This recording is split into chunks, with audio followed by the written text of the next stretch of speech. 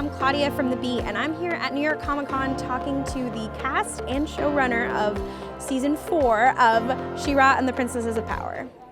She-Ra is not a sword. She-Ra is you. For the honor of Grayskull!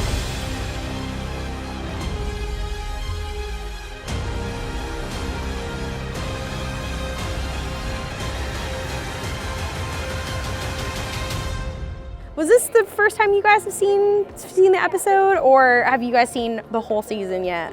No, it's the first time I've seen it. Oh. Yeah, I had. This premiere today of Season 4 was a first for all of us, I think. And we haven't seen anything beyond it. So No, nothing. all we know is what we recorded. So is this the first time you saw like Catra's new outfit and all that? Yes. Oh, yes, wow. Which was amazing. I saw like animatics and I've seen some rough cuts of me like doing ADR to the new outfit, but not like the official full production.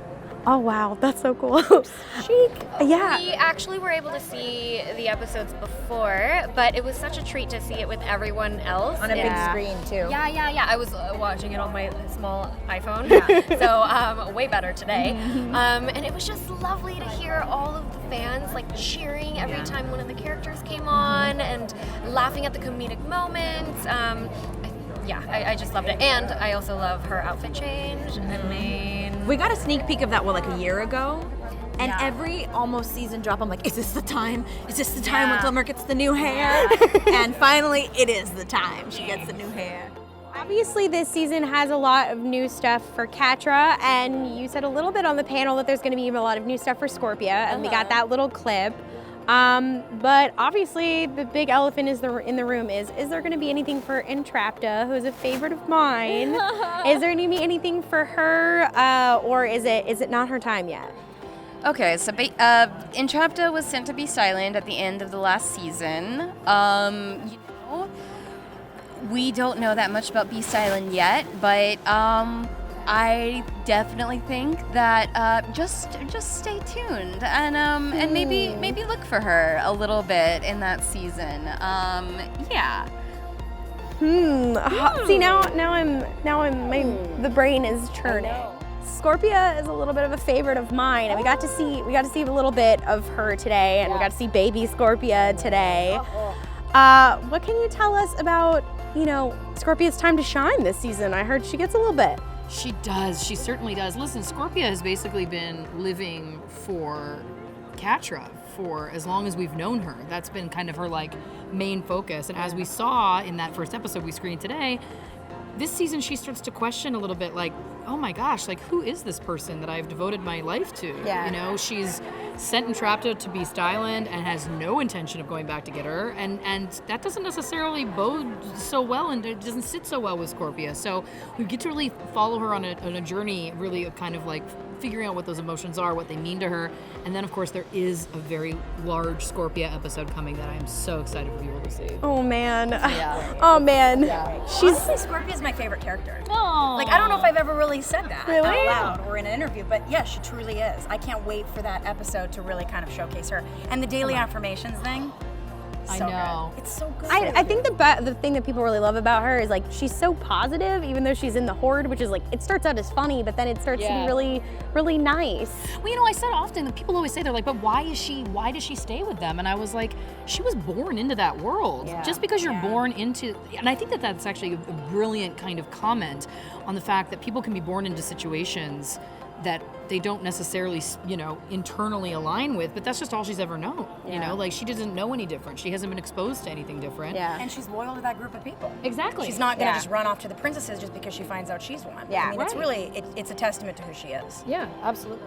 Can you talk a little bit about more like is this Glimmer season? What's her deal, and what was your favorite part of kind of delving into Glimmer this season? Yes, it is very Glimmer heavy this season, which I love. We love it. I think the entire season is very emotional. Even going into recording the season. Oh no. Yeah. It was a lot of like delving into my dark. Was there any crying in the booth? Oh, Yeah, of course. Yeah, Oh. If we don't cry every time we're in the booth, something's wrong. I know. Yeah, I for know. real, I yeah. know. Now I'm scared. Yeah, you should be. You should be scared. Oh Yeah, you no. should be scared. Get ready. Get ready no. for tears. Yeah. A lot of people started freaking out at the new Catra design. Was there any like style inspiration that you got for that, or was it just like we just want to make her look badass? Yeah, we wanted to show that Catra is sort of like she's turned in like almost like a colder version of herself, like a darker, colder version.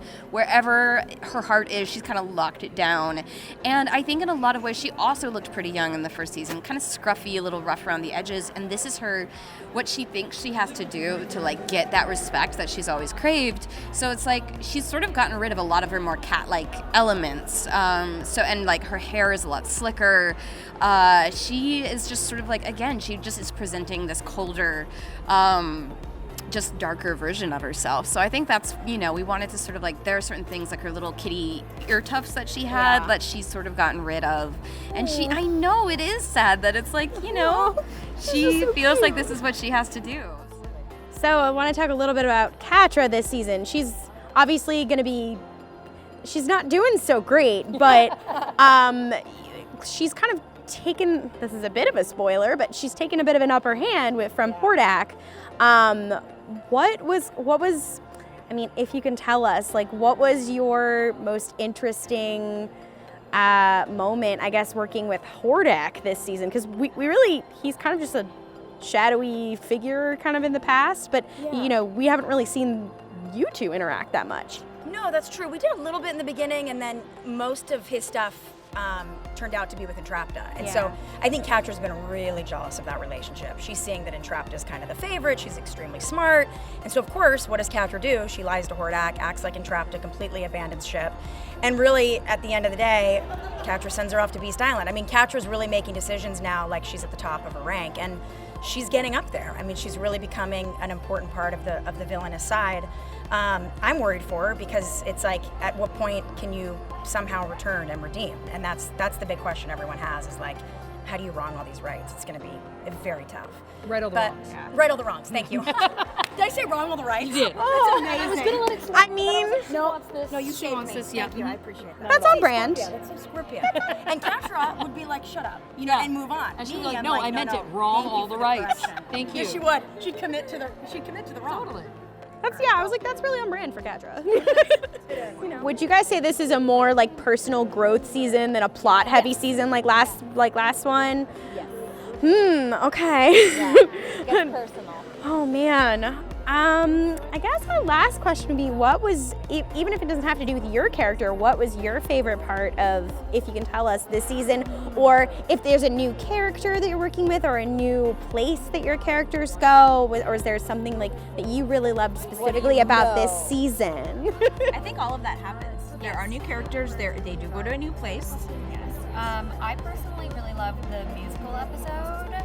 There's a musical episode. It's an interpretation of. Oh. Yeah. It's a good one. I'm excited. There's a character coming, and the reveal is really exciting. And you're not going to see it coming.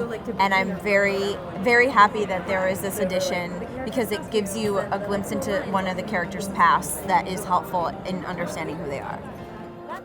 There's a lot of growth happening with these characters, but what was your favorite relationship or even character to work with? Because I mean, there's a lot emotionally going on, but was there something you were really excited to work with for this season? Yeah, I think it's really important to me, and I like to do this in all my work. I feel like, especially with media aimed at girls, there is a strong message of friendship and and empowerment. But in real life, friendships can be very, very difficult. And it's not always easy, and it doesn't solve all of our problems right away. And leadership and empowerment, it can be something that's really hard, that you have to work at a lot in order to feel that empowerment. And so, as a female showrunner in a field where you don't see a lot of female showrunners, I related a lot to all of the characters this season, where it feels like, you're in this position of power, you are trying to rise to the occasion, a lot of people are counting on you, and you're just really afraid that you're gonna mess it up. And sometimes emotions run high. So I think all the characters are dealing with their own version of that, especially the best friend squad, which has always been this kind of solid pillar like friendship is front and center. They've got Bo, who's just like, we are best friends. This is happening. Yeah. What happens when like it's not enough? What happens when best friendship isn't, you know, is a little harder? When like you have to like make compromises and work at your relationships, and all of those characters, you know, we push them into something that they're not quite as familiar with in order for them to grow. Oh man. I know. Oh man. I know. Oh man. Well, thank you so much. Thank you. I'm very excited. Yeah, of course. Yeah. Thanks for joining us at New York Comic Con with the cast and crew of She-Ra and the Princesses of Power. I'm Claudia, and this is The Beat. We're just getting started.